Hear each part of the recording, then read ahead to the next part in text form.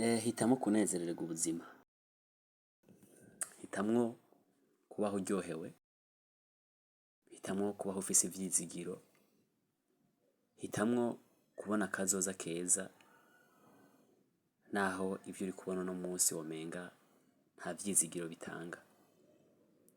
Hitamwo abo mugendana ku munsi batuma ugira ico ushitseko kizima. Hitamwo kuraba imbere ukigirira icizere gusumba ivy'ejo hahise. Hitamwo kumva canke kumvira ijwi rikubwira guhanga amaso iyo uriko uraja gusumba irikudekuraja.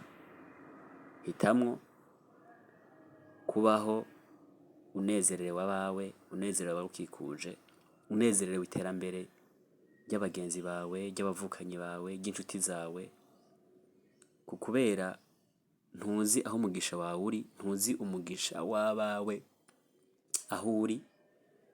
Ushobora kuba uri muri abo uyu munsi.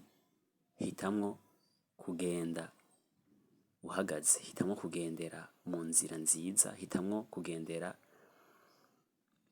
mu bihimbara umutima wawe bitazotuma ejo wicuza. Hitamwo kubaho utababaye.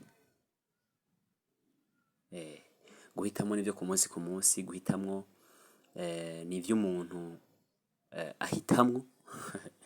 Guhitamwo ni intsinzi idasanzwe kubera ko harimo ubushobozi. Ivyo uhitamwo uno munsi bizokugirako ingaruka ejo, swate nziza canke mbi, ariko ndakwifurije guhitamwo neza.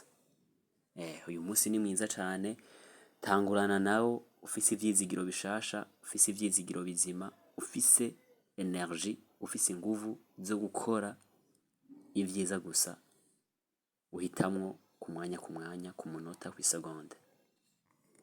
Imana ibahezagire cane.